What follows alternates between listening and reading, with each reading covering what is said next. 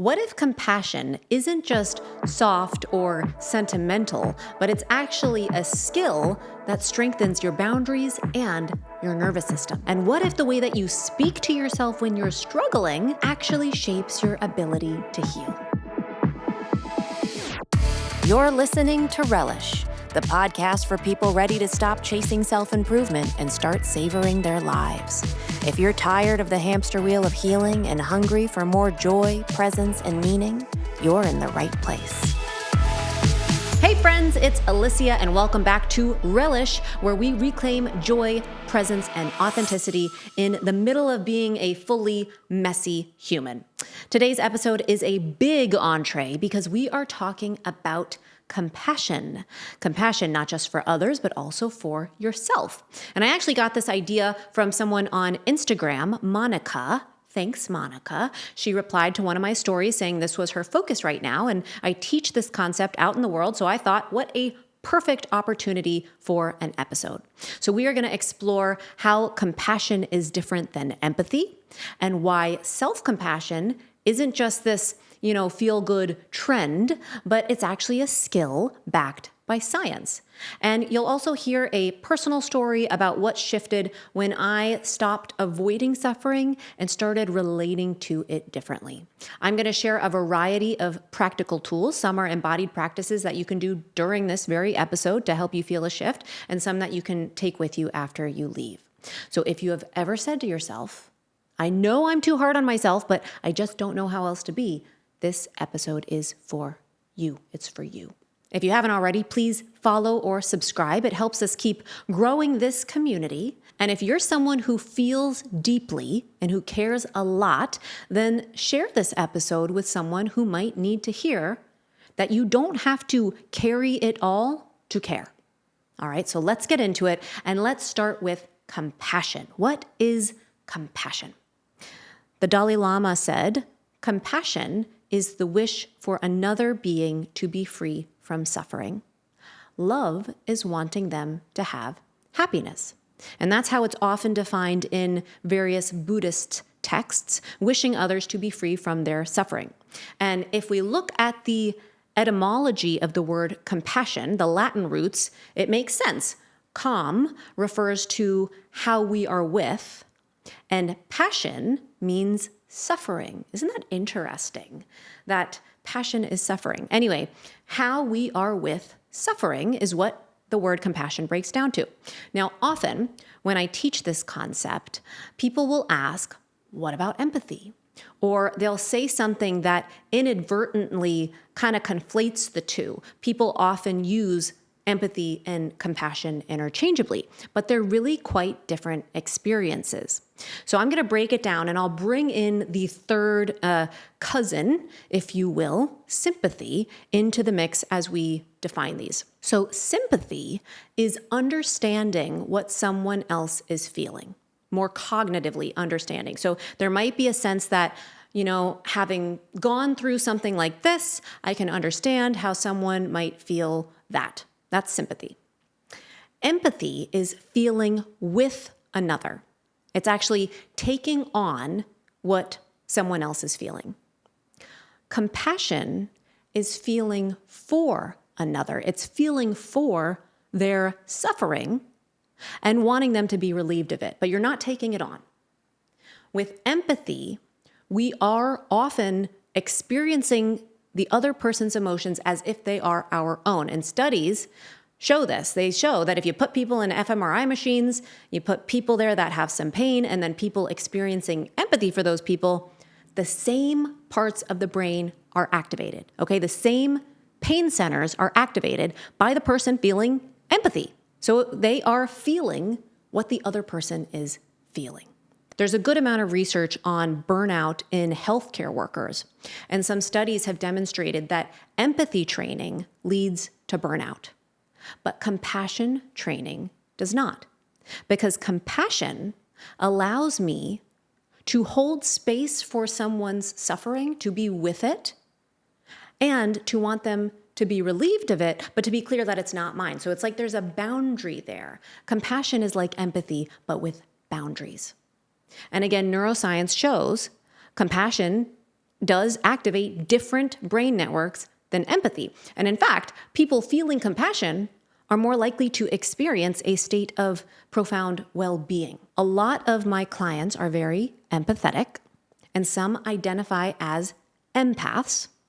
And I think empaths are a real thing, okay? But I also think a lot of people who become attached to that word, they are very sensitive people, as in they have sensitive systems, but they haven't learned how to have emotional boundaries to protect themselves. And when they build up that capacity to be able to practice compassion, then their sensitivity and their tendencies toward empathy can actually become more like a superpower. They can direct and use. Having compassionate boundaries is knowing what I can do and also knowing what I can't do. And this skill requires a lot of self-awareness. There is so much suffering in the world. I have to have boundaries to be able to take care of myself, to take care of my system. And what happens if I am not aware and if I am highly sensitive is that my system will become overwhelmed. And then I will go into what's called empathetic distress, and I start to shut down and I start closing my heart because I can't handle it. It's too much. So I can share a personal example about this. I remember when I first learned about this compassion versus empathy concept, I was living in New York just out of college, and I was just getting into my personal growth. I was becoming aware. And I remember walking around one day and realizing that I avoided looking at people in my neighborhood who were experiencing homelessness. Like I avoided making eye contact with them because often they'd ask for some kind of support, and it was hard for me to say no or hard to know what to say at all. So I just avoided it, and once I became aware of this, I became really curious about it. And I started paying attention to the impulse that I had. And I realized what was happening for me emotionally was that I was feeling this heaviness, a heaviness about them being houseless. And of course, now I can also look back and see I was projecting onto what might be happening for them. They might not be feeling any heaviness or any kind of way about their situation, but through my lens, that's what I assumed. And I learned as I explored this, as I looked at it, that it would make me feel sadness to see a mom with a child asking for money.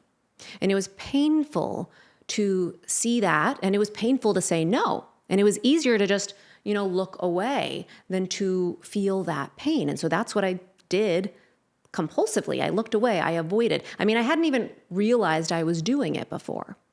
But as I began to notice this, I decided to use it as an opportunity in a way to kind of experiment. So I started intentionally not avoiding eye contact. I wasn't like deliberately making eye contact and staring, but I would just notice my impulse to look away. And instead, I would not. And if someone tried to engage, I would acknowledge it. And that might mean that we make eye contact or smile. Sometimes I would stop and there'd be a brief exchange, a little bit of talking. Sometimes if they ask for support, I would give it to them. And what I also learned as I became more aware was that a lot of times they didn't ask for anything.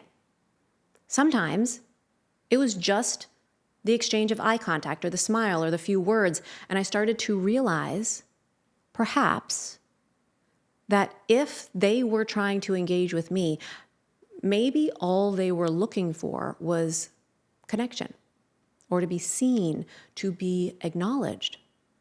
And as I grew and as I gained more emotional intelligence and as I learned how to regulate my own emotions, I got more comfortable having my boundaries and saying no if they did ask, if I wasn't able to give.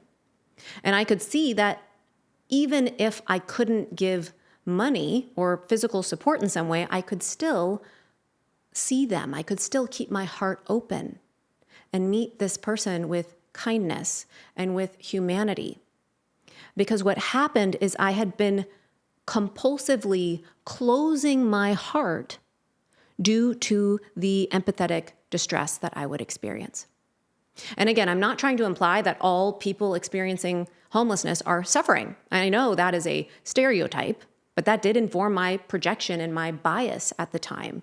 So the point I'm trying to make is that there's so much suffering in the world. There's so much suffering in the world, and no one benefits if we close our hearts to suffering. But also, no one benefits if I cannot regulate myself, if I can't stay emotionally regulated.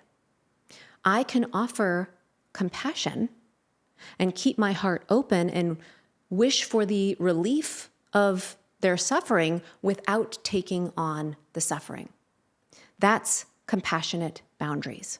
Okay, so we have talked about compassion and empathy for other people, and I want to dive a bit deeper into self-compassion. But first, I'd like to guide you through a short experience. You all are probably learning this by now. Last week, I think we talked about embodiment, and I find and believe that embodied experiences are really the best way to learn and to grow and at least to make lasting change, because change doesn't come from just consuming information intellectually. It comes from integrating that into the body. So if it feels safe for you, mentally and in your physical space, you can allow your eyes to close. And if that doesn't work for you, just become present. And you can rest your eyes downward if you'd like, unless you're driving or walking, keep paying attention, but just follow along here for a moment. Take a breath.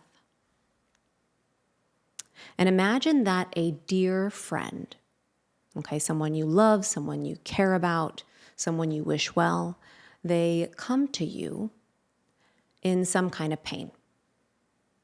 Maybe they've experienced some kind of heartbreak or failure or loss, and they've come to you for support. And just notice in that scenario, what do you say to them? How do you support them? What's the tone that you take? What's your posture? What's your body language? And take a moment to notice how you are able to show up for that person and what that looks like and what that feels like. And then you can let go of that scenario and bring to mind a moment that you struggled, a moment when you experienced some kind of pain, failure, loss of some kind. And notice, how do you respond to yourself in those moments? What do you say to yourself? What's your tone? What's your posture? What happens in your body? What does your body feel like? So just notice this. Notice how you tend to relate to yourself. And notice if there's a difference between how you treat your friend and how you treat yourself. Okay, take a breath. You can open your eyes. So did you notice a difference between how you treated yourself and how you treat your friend? When I facilitate about this in a group, I often ask, how did you show up for your friend? And people will say things like, I gave him a big hug. I asked what they needed. I said, you're going to get through this. I said, I love you, or I'm so sorry, it's hard. All kinds of responses, but typically kind, encouraging, supportive, compassionate. And then I ask, how did you show up for yourself? And this often breeds very different responses. Usually something like, it's my fault, I'm the worst, I'm a fucking idiot. Why can't I get anything right? I'm so stupid. Does this resonate? Often we say things to ourselves that we would never say to another human. There's a saying, treat others the way you want to be treated, but we would not treat others the way that we treat ourselves. We have the capacity to be compassionate for others. Self-compassion is applying that to ourselves. It's treating ourselves like a friend. Self-compassion is a practice that helps us become an ally to ourselves instead of an enemy. Most of what I'm going to reference about self-compassion comes from Kristin Neff. She's kind of the pioneer researcher on self-compassion. I mentioned before that one of my jobs is I am a Hoffman process teacher. And a couple years ago, we had an all-teacher conference for all the teachers, and Kristin Neff came and led us through some workshops. I feel lucky that I got to learn from her in person. And I'm going to share some of what I learned here. And I will link all of her materials and socials and website and everything in the show notes. So why do we do that? Why do we talk to ourselves so differently than we talk to a friend? Self-compassion can be really challenging, and there's a lot of conditioning around it. But before we dive deeper into what it is, sometimes I think it's helpful to talk about what it's not, because there are some misconceptions about it, or myths, as Kristin Neff calls them. And the first is that self-compassion is about pity. No, it is not. This is not a pity party, okay? Think about pity with another person. Pitying another person. There's this sentiment of like, oh, poor you. Poor you. It's like I'm condescending, and energetically I'm looking down on them. Compassion for another person, as you now know, it's not looking down on them. It's wanting them to be relieved of their suffering. And that's what self-compassion is too. It's wanting you, yourself, to be relieved of the suffering you're experiencing, not pitying. Another myth is that self-compassion will make us weak or wimpy or vulnerable. And actually, I think it is vulnerable, but in the truest sense of the word, it's courageous. Self-compassion cultivates resilience. Some people get this idea that self-compassion is selfish or self-centered. I see this a lot in the personal growth world, that even doing personal work is selfish or self-centered. But I find self-compassion actually helps me set better boundaries and meet my own needs so that I can show up for the people in my life more. I mean, if you think about the instructions when you're on an airplane, if you've ever been on an airplane and there's an emergency and you got to put on an oxygen mask, whose mask are you supposed to put on first? Your own. This is kind of crazy to me. Like, even if you have a child, you are supposed to put on your own mask first. Why? Why is that? Because you are not good to anyone else if you're dead. If you're not there, you can't pour from an empty cup. Another myth is that it becomes like an excuse. Or that, there's a sense I won't drive myself to succeed unless I'm really being hard on myself. Sometimes we learn we have to motivate ourselves with self-criticism, but the research shows that shaming ourselves, shame and criticism, don't actually lead to behavior change long-term, whether that's actually true for shaming ourselves or other people. Shame, criticism keeps us stuck because, for me at least, it leads me to like a perfectionistic sense or a fear of failure. I become paralyzed by it. Like, I'm not even going to make any moves forward because I'm so afraid of failing. So all of these myths are reinforced all around. Most of us didn't learn self-compassion growing up. I know I didn't. I actually do think it might be changing today with parenting. Some of my friends who are parents are integrating this, but historically, this is not what was circulated. And in our Western culture, it's emphasized that we should be kind to other people, but not really to ourselves. Not to mention our brain's inclination to seek out the negative, that negativity bias. So self-compassion doesn't come naturally, and it is something that we have to train. It's a skill that we have to train. We have to practice it. Self-compassion is also not just like an airy-fairy idea. It's a really well-researched concept. And we can be certain that the myths that I just talked about, they're not true. They are myths because self-compassion is deeply accountable. And what I mean by that is Kristin Neff has determined these 3 components that make up self-compassion based on the research.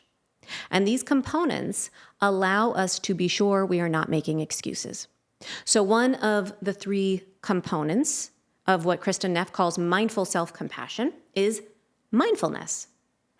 As you know, that is my most special interest. Mindfulness is non-judgmental awareness of the present moment. It helps us stop and check in with the question, what is happening right now?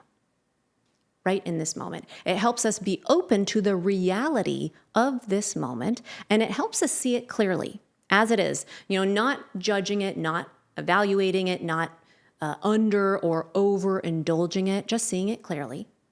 And it keeps us from getting lost in the story or the pain or over-identifying with it.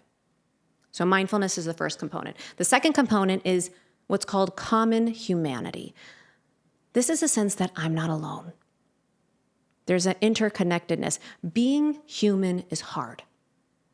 No human gets away from suffering. We all suffer. And when I'm suffering, remembering that I'm not alone can help me feel less isolated. And it helps me remember that, other people have had to go through hard things too, maybe things like this. And maybe not, even if the circumstances are different or the degree of pain is different, suffering is still suffering, and it's hard for everyone.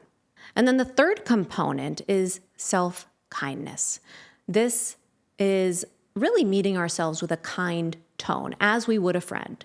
So instead of being critical, we can just meet ourselves with an energy of being supportive, caring, warm, accepting. So these three components together help us to not get lost in making excuses or pitying ourselves or over-identifying, and help us not be so hard on ourselves.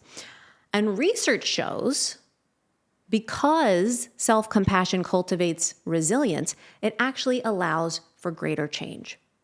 When we are beating ourselves up, when we're not accepting ourselves or meeting ourselves where we're at, that's resistance. Resistance just breeds more resistance. So think about resistance in general. If I use an example like struggling to fall asleep, and this is a real struggle. I have struggled with sleep my whole life, falling asleep, staying asleep, sleeping deeply, all of it. And I've gotten better at navigating it, but just consider if this is you or if not, you can imagine it. If you are struggling to fall asleep the night before a big work day or event or something, what happens? Does fighting the sleeplessness help you fall asleep? No. I mean, at least not for me. It just fuels the fire. Resistance is futile. A meditation teacher made up this formula for this phenomenon, at least I think they did. And I love this formula. My intellects in the room will love this. It's suffering equals pain times resistance. Suffering equals pain times resistance. What part of that is inevitable? Pain. Physical pain, emotional pain, broken bones, grief, worry, heartbreak, hardship. It is a part of life. It is unavoidable. But suffering comes from us resisting the pain. Resistance amplifies the pain. We end up suffering not only because it is painful in the moment, but because we are arguing with reality and we are frustrated thinking that things should be some other way. There is an anecdote circulated through Buddhist circles about a double arrow. I have an excerpt I want to read you. Let me get it. Okay, so this excerpt is noted to be by the Buddha. Who knows if that's true, but the sentiment is helpful. It says, "When touched with a feeling of pain, the ordinary, uninstructed person sorrows, grieves, and laments, beats his breast, becomes distraught. So he feels two pains, physical and mental, just as if they were to shoot a man with an arrow and right afterward were to shoot him with another one, so that he would feel the pain of two arrows." So if you imagine yourself walking through, a forest and suddenly you are hit by an arrow. I know this is hard to imagine in our life today, but the first arrow is the actual bad event. That's what causes the pain. when we start reacting to that pain, it's like we shoot ourselves with a second arrow. Can you avoid the second one? That's the question. It's about how we choose to respond rather than react. And meeting ourselves with compassion, kindness, honesty about what's happening, seeing things as they actually are, then we can respond and move forward instead of resisting and keeping ourselves further stuck. After some years of research, Kristin Neff expanded her self-compassion model to include something called fierce self-compassion. And what she had been naming previously as self-compassion, she went on to call tender self-compassion to differentiate it from fierce self-compassion. So if tender self-compassion is, being with ourselves in a kind, warm way when we're suffering, fierce self-compassion is a way to stand up and protect ourselves or to take action. All the suffering in the world, we cannot just, sit around and meditate and watch and hope everything's going to work out. We do have to take action. Justice matters. And with ourselves, we can't just sit around forever in tender self-compassion without taking action. I like this edition of fierce self-compassion because it leads to change and movement. However, one thing that I have discovered in my own practice is that tender self-compassion has to come first. I can't start with fierce, and I actually may not always need the fierce. I may not always need to take action if we go back to compassionate boundaries. But with any rupture or pain point, I will probably need some kind of tender self-compassion. So let me give an example. Let's say I have been in a relationship, I've been in love, and I just got dumped. And you are my best friend, and you come over to my house. You come over the day that it happens, and I am in my bed eating bonbons, crying. I'm a wreck. I'm distraught. And what do you do when you see me? How do you show up for me? Maybe you offer me some kind, loving words, or maybe you sit down and eat some of the bonbons with me, or watch TV, or, order a meal for us. Just spend time with me. Maybe you ask what I need, whatever. Tender compassion and love. Makes sense. But then let's say that it's been 4, 5, 6 weeks. You come over, I am still in bed, still eating bonbons. I haven't showered. It's getting nasty, okay? And when you come over, what do? You're probably not gonna get in the bed and eat the bonbons and order me dinner.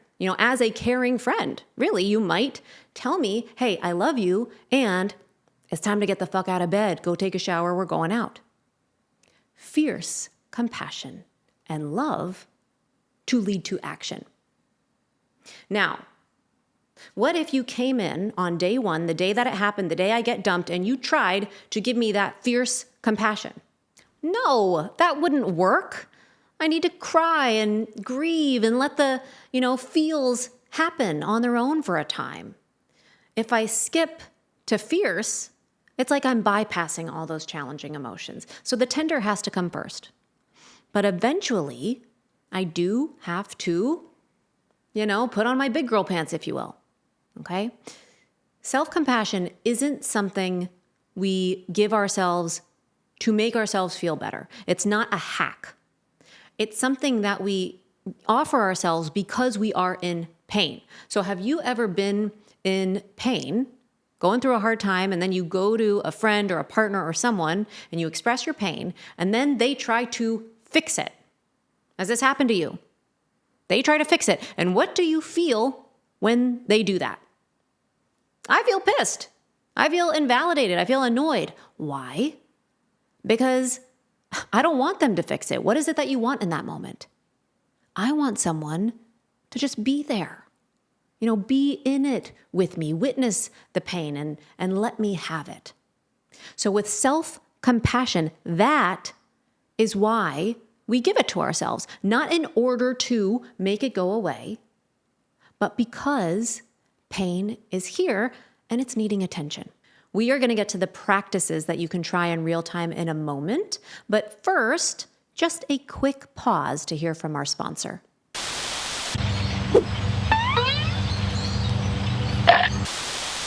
Okay, welcome back. So let's get into the real life practices that can help you bring this into your body and into your experience. First, there is a dessert episode attached to this one that will give you a recorded practice. I have adapted Kristin Neff's self-compassion break, and I will link her original one in the show notes. She has tons of recordings on her site. But this is one practical way that you can practice self-compassion. And I wanted to share some other ideas too. Different tools work for different people, so find what works for you. For instance, some people love affirmations. I am not so much a fan. Maybe in some future episode I'll talk about why, but for a lot of people that tends to work. I do like mantras a little bit more than affirmations, so you could choose something that resonates with you, and it's simply a word, a phrase that you offer yourself during a hard moment. So it could be, just, this is hard, or I'm doing my best. I'm not alone. It's gonna be okay. All right, so whatever it is, you just kindly say that to yourself, just like when you might say that to a friend who needs to hear that in that moment. Sometimes you need to hear that, and you can give it to you. There is also a practice called a self-compassion letter, and there's a lot of research behind this practice. It's very powerful. With it, you basically write a letter to yourself. So in the second person, okay, for me it would be, Dear Alyssia, and then I write to myself about whatever the situation is that I'm struggling with. And I'm writing it as if I'm writing to a friend who is going through the same situation. All right, so I will link that practice in the show notes as well. Journaling in general is also a way to give yourself compassion, to reflect on what's happening and hold space for yourself. Some of my favorite ways to practice and build up self-compassion are mindfulness meditation. I mean, honestly, basic breath meditation, I believe, has done so much for the way that I talk to myself. I know this might not feel natural or intuitive as it relates to self-compassion for a lot of people, but if you've ever done meditation, like basic breath meditation, at least in the tradition I was trained, you focus on the breath, you let that be your anchor of attention, and when your mind wanders away from your anchor, you bring your attention back to the anchor, to the breath, without judgment. And if you've ever done this, most people will notice it is pretty challenging to stay focused on the breath. And I think the powerful part is the non-judgment. So when my mind wanders away, instead of using this critical tone, you're so terrible at meditating, you fucking idiot, to meet yourself with kindness. Oh, look at that. The mind wandered. It's no problem. And cultivating that inner tone while on the cushion during meditation practice, that translates so much to life out and off the cushion, I find. And actually, I believe this week, maybe on Friday, in that quick bite, I'm sharing a mindfulness meditation with you as a dessert practice. So stay tuned for that. You can give that a try too. Another meditation practice I love to cultivate compassion and self-compassion is a loving kindness meditation. And I'm going to talk more about that in next week's Entreé episode. So stay tuned for that, and you'll actually get a practice of that too. There's a lot of desserts coming here. I also find it extremely supportive and extremely self-compassionate for me to just get out in nature. It is so healing, rejuvenating for me, and that alone is a practice that I return to. I try to get outside every single day. I also want to share 2 hand gestures that Kristin Neff taught when I was in that in-person workshop with her. I love embodied practices, and she shared a couple of hand gestures I find really helpful for in the moment. So the first is taking one hand and placing it in the center of your chest, just lightly with an open palm. And then resting the other hand on top, also with a flat palm. So you've got one palm on top of the other over the center of your chest. And it's just gentle, not rigid, not closed off or tight, just soft and open. And this is an embodied representation of tender compassion. So you can try that out and just notice what that's like for you. And there is research on this hands over heart practice. I can't remember the exact study. It's been a couple years since I've thought about it, but I will try to find it for the show notes. But I believe, if I remember correctly, it's been shown that this self-touch releases the same neurochemicals, the same calming physiological pathways as touch by another human. So it's a very powerful practice. Okay, so the other gesture, take one hand. So I will use my left hand, okay, and take it in a light fist. So not like overly tight, but just a light fist, and place that in the center of your chest. And then take your other hand, your right hand, and just rest it on top of that fist in the center of your chest. It's not tight or rigid, okay, just light. And this is what Kristin Neff taught us is an embodied representation of fierce self-compassion. So try that out. This fist with the hand on top, and then maybe go back and forth between the flat, hands on heart, tender, and then try again, fierce. And just as you go back and forth, notice if there's a difference for you. I do notice a difference. And different people tend to resonate with different ones. There's not a right or wrong, okay? And I actually find they each support me differently at different times. So hands on heart, I feel a sense of warmth and tenderness, a softness. But with the fist, I feel strength. I feel empowered, resilient. So there you go. Take it or leave it. These are tools in your toolbox if you want to take them with you.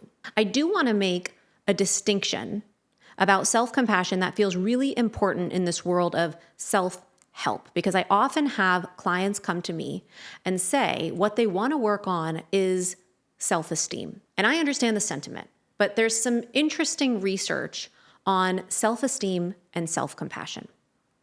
Self-esteem is based on positive self-evaluation. So it is dependent on evaluating ourselves compared to other people, feeling better or worse than others. So if I'm better, if I'm, smarter, prettier, whatever, then I will have higher self-esteem. But if I am less, if I'm worse, if I'm not as smart or pretty or whatever it might be, I'm going to have lower self-esteem. So self-esteem is literally dependent on comparison.